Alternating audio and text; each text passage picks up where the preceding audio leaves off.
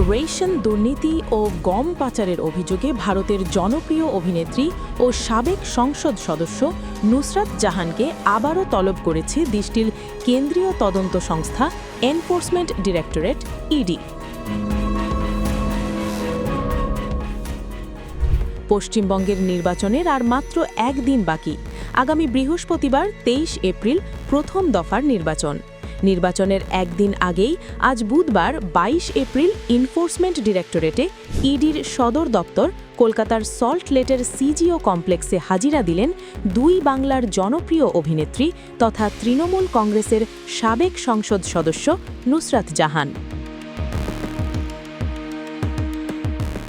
দুই বাংলার জনপ্রিয় অভিনেত্রী নুসরাত জাহানের বিরুদ্ধে ইডি দুই মামলার তদন্ত করছে, রেশন দুর্নীতি এবং ফ্ল্যাট প্রতারণা মামলা। রেশন দুর্নীতির একটি বিশেষ সূত্র ধরে নুসরাত জাহানের নাম উঠে এসেছে।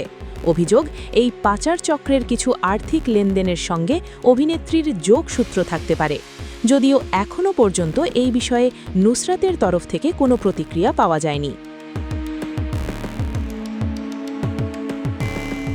তদন্ত সংশ্লিষ্ট সূত্র জানায়, করোনাকালে সীমান্ত এলাকায় বাংলাদেশে গম পাচারের অভিযোগে কয়েকটি ট্রাক আটক করা হয়েছিল। সেই সময় বসিরহাটের সংসদ সদস্য ছিলেন নুসরাত।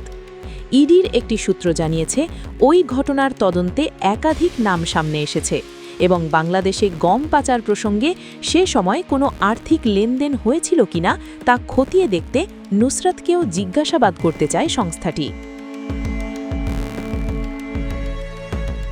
সকালেই কলকাতার টালিগঞ্জের বাড়ি থেকে কেন্দ্রীয় তদন্তকারী সংস্থার দপ্তরের উদ্দেশ্যে রওনা দেন নুসরাত।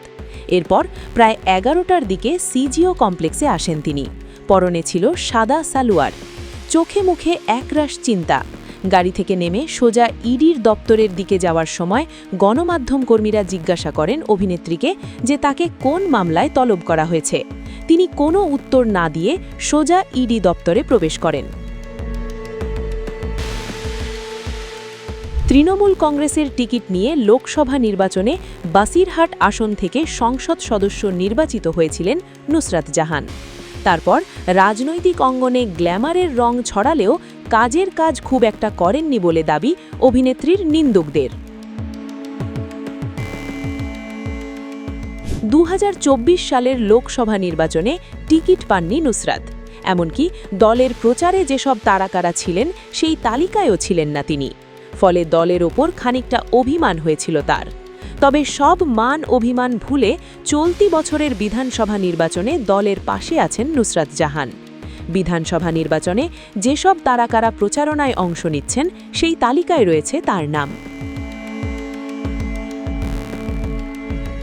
আগামী ৩০ এপ্রিল পশ্চিমবঙ্গের বিধানসভা নির্বাচনের ভোট গ্রহণ। এদিকে গত কয়েকদিন ধরে নানা মামলায় সক্রিয় ইডি। রাজ্যের শাসক দলের দাবি, নেপথ্যে বিজেপির ষড়যন্ত্র ছাড়া আর কিছুই নেই। ভোট যুদ্ধে তৃণমূলের সঙ্গে পেরে না ওঠার কারণে কেন্দ্রীয় সংস্থাগুলোকে কাজে লাগাচ্ছে পদ্ম শিবির।